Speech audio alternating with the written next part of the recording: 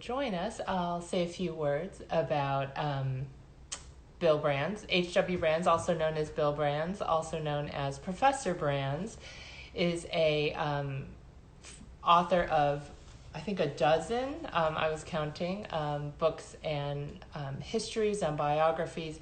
He's a former Texas Book Festival board member and good friend of Texas Book Festival. I'm pretty sure he's been at the book festival for most, if not all, of his books. Professor Brands holds the Jack S. Blanton Chair in History at the University of Texas at Austin, where he teaches history and writing to graduate students and undergraduates.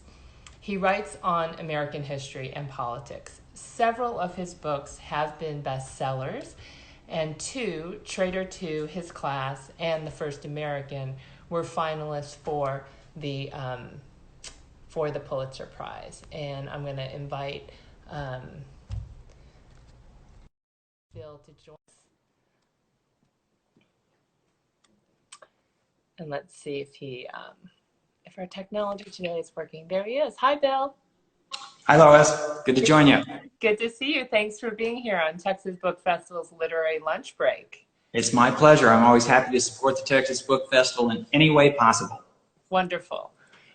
Okay, well, let's dive into haiku history. And I think everyone needs a little backstory. Tell us how your haikus on Twitter got started. Well, there are some people in the audience who may remember when Twitter was released to the world at South by Southwest, and it was about 2007 or 8. And I was intrigued by this new means of communication. And as a writer, I've been writing, and I've been writing books and articles and reviews. And with this new means of communicating and the knowledge, back in those days, Twitter was very popular with college students. It's no longer quite so popular with college students. It's been taken over by the old fogies. But at the time, I thought, okay, so how do I reach my students? I thought, okay, if this is what they're reading, it behooves writers to, well, writing is an act of communication. And I try to figure out, okay, how can I reach my students, the readers? And I was intrigued by this idea of 140 characters, and that was the old limit for Twitter. And I have always told my students for years that you can write a history of the world in 800 words or 8 million words. The only difference is the level of detail that you describe.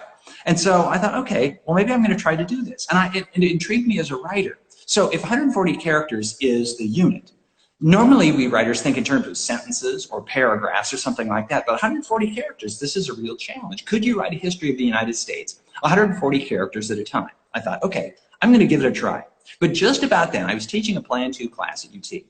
And I had been telling students, I'd give them a template for writing term papers. And I say, okay, this is the format you should use. And this has worked really well in the past. But I'm not going to require you to do it because, you know, genius has its own rules. And if you want to write your term paper in the form of what? Haikus, I mean, go ahead.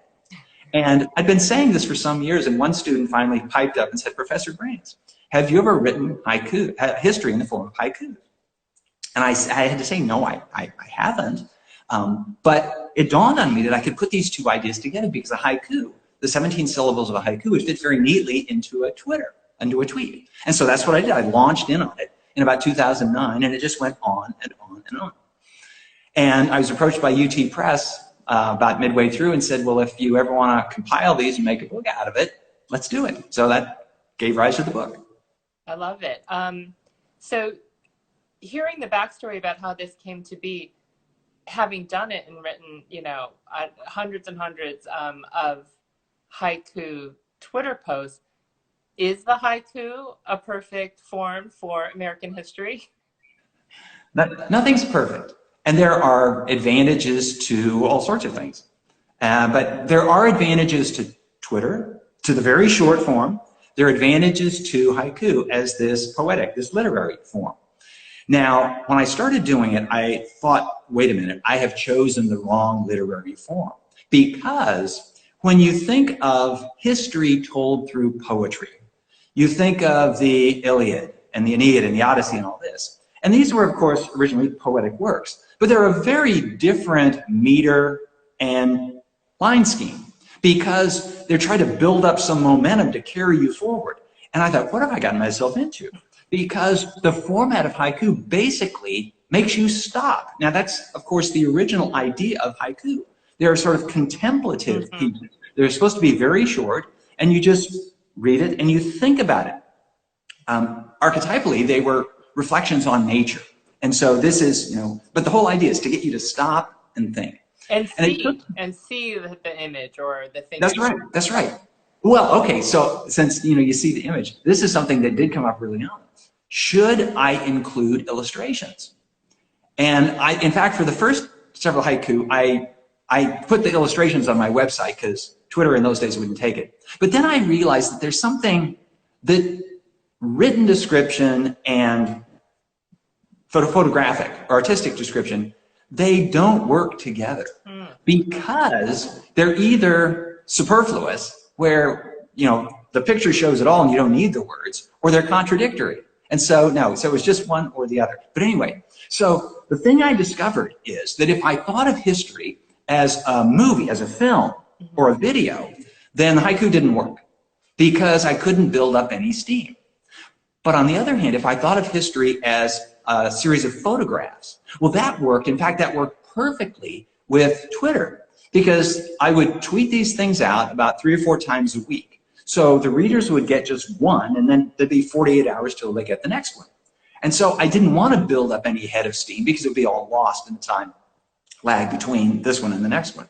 So it really did get me thinking differently. Of course, that's the whole idea of a poetic form. It makes you think and articulate differently. And so I began thinking of American history the way a photographer, I suppose, would think of composing a scene.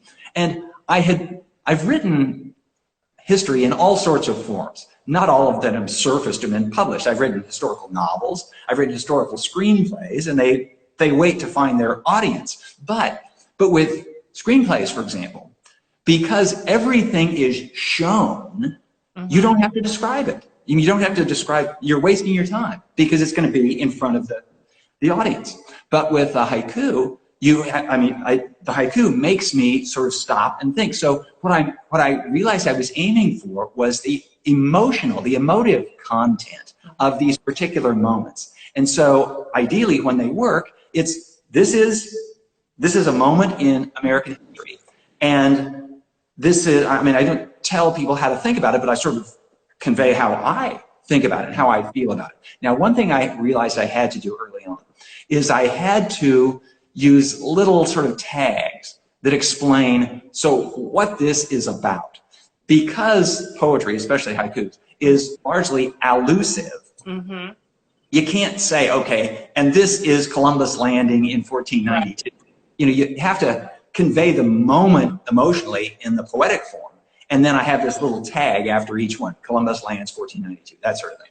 Well, I think we need to hear, I think everyone's going to want to hear a couple examples. I'm glad to hear. So when you were experimenting with the visuals, were you trying to draw?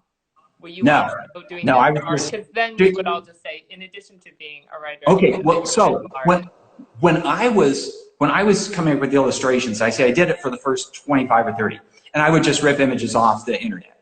And there's lots of good stuff out there, and so some of it would work. When the book was being designed by UT Press, they came up with their own illustrator, and we decided that it was going to be really spare. And so here's the cover of the book, and the image of the cover is sort of about what you get. And I'll show you a couple of other images. So I have, I think, 7 or 8 images that start the different sections of the book. And so here's one. This is an image that relates to the First World War. And so you see the lurking U-boat underneath. Yeah. So talking to Professor Bill Brands about his new book, Haiku History, coming out of UT Press. And I think we're going to hear Bill read a haiku. So let's hear the haiku, and then let's have you explicate it a little. I don't want to unpack it too much because a lot of it is for the reader to do himself or herself. But here's one. So this is this is the opening one of the book. And I will read the descriptive tag first. Okay. So the tag is first arrivals, circa 15,000 BC. So the first arrivals in North America. And here's the haiku. Walking from Asia, a hunter, a tribe, a clan, into a new world. And so I'll jump down to when I'm covering, I start 17,000 years ago. So I cover a lot of ground in a small space. So very quickly we get to Columbus landing in the West Indies. So here's Columbus in 1492. The white ships appear. The bearded ones come ashore. Who the hell are they? So, and here's the image that goes with that section of the book. And I don't know how well it's going to show up, but you get the ship. It's almost like a Rorschach. It has a kind of ink blot quality. It does. So I'm very delighted with the illustrations. I'll read you a couple more if you don't mind. One of the nice things is that they're short. So here's one on the Atlantic slave trade of the 17th through the 19th centuries. Torn from their homeland, transported in misery, to toil in chains. And I'll read one more. And this one is for George Washington's army at Valley Forge. Frozen sky, iron earth, tattered clothes, empty bellies, verging on defeat. I feel like that shows that emotional resonance of sort of what everyone was experiencing. Well, that's the idea, and I'll leave it to readers to decide how successful I've been. So thanks, Phil. And if you're just joining us, we're talking to H.W. Brands about his forthcoming book, Haiku History, coming out from UT Press next May. What's the publication date, Bill? May 12th. May 12th. Well, it's coming up. And, you know, I can't help but ask in this historical moment that we're living in, to ask a historian what your thoughts are about the pandemic and any words of wisdom or perspective for people tuning in. Well, since we're right in the middle of things, I'm going to rely on the historian's dodge, and that is it's too soon to tell. But the optimistic outcome is that 10 years from now, this will be seen as no big deal because it will end fairly quickly. Life will get back to normal. If 10 years from now, we're still talking about it, it will be because it has led to some dramatic consequences. So what makes a moment important in history is not the moment itself, but what it leads to. And so we don't know how this one plays out. There's a story that was told of Edward Gibbon, who was the great historian of the Roman Empire, and he wrote The Decline and Fall of the Roman Empire. And he was writing in the 1760s. And he was asked, so what, Mr. Gibbon, is the lasting consequence of the Roman Empire? And speaking of events that had happened 500 years before, he said, too soon to tell. So, and in this, it depends on what we do and where it goes, and who's most influential in shaping that future. Is it our political leaders? Is it everybody collectively? Like we're in a very global world that's different than 100 years ago or 200 years ago. Who do you see as being the influencers of this future? Well, one of the things we're discovering is we're rediscovering the advantages of federalism in American politics, because the states and the governors of the states are providing what, to my mind, is more adept and responsible leadership than we're getting out of Washington. And it's a good thing, because this is exactly what we need. Now, when I said that it's sort of too soon to tell how this turns out, regarding the pandemic as a whole, definitely that's true. But in terms of the response of American leadership, there will be an interim judgment day, and it's going to be in November. And November is going to be crucial because from the standpoint of American political history and American presidential history, presidents who get reelected by the mere virtue of their reelection leap into the top 10 or dozen of presidents. And this because, I'm going to say that almost anybody can get elected one time. You get elected on the promise. Can you make a good pitch? But you get reelected on the performance. And if a president gets reelected, if President Trump gets reelected in November, it will be because the American people have said, we like his style of leadership. We like what he has done. And so we'll know a whole lot more by November 8th. than we do right now. Have you written the Trump haiku of this year yet? Well, so when I was writing these on Twitter, I realized that the present is a moving target. Mm-hmm. And so I was going to write from 15,000 BC to the present, but the present kept moving on me. Right. I decided the last one in the book, the last haiku in the book, it describes the election of 2016, and it goes like this. Astonishingly, the utterly unforeseen occurs. Trump is prez. Mm-hmm. So I end there, again, partly because history still has to render its judgment on the Trump presidency. We don't know how it turns out.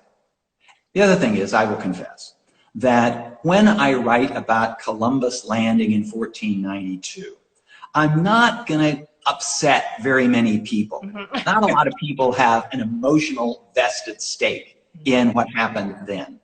The closer I get to the present, the more this influences things. While I was tweeting these, I did cover the first 2 years of the Trump presidency. Mm-hmm. And I did my best, as I do as a writer and as a teacher, to play it down the middle and not to choose sides. But I realized that I had to stop this book somewhere because we had to decide, we're going to go to press. It has to end somewhere. Right. And the cleanest place to end was with the election of 2016. And it gives all readers of this book a perfectly condensed history of, pre-Columbian to just 4 years ago. And it holds open the possibility of a sequel. Haiku history too. Well, Bill, thanks for joining us for this literary lunch break. And we always love to ask our guests during quarantine what they're reading. So do you have some recommendations or things, histories or nonfiction, fiction that you're reading right now that... I won't say recommendations. I actually don't like having books recommended to me, and I don't recommend books to other people because people's literary tastes differ so dramatically. I will just tell what I've been reading. Okay, sounds good. So, I just finished reading Elmore Leonard's Rum Punch, which is the crime scene in South Florida. It's a great escape from this particular moment. And I have started in on Anthony Trollope's The Way We Live Now, which is a novel of manners from 19th century Britain. Perfect. Two perfect escapist reads. Exactly. Different, yeah. But both great escapes. Right. Well, thanks for joining us, Bill. This was fun. Let's do it again, Lois. Okay. And maybe we'll do it in person the next time. Hopefully we'll do it in person next time. And thanks for everyone who's joined us, and look out for Haiku History from HW Brands next month. Great. Okay, take care. Bye-bye. Have a great day. Bye.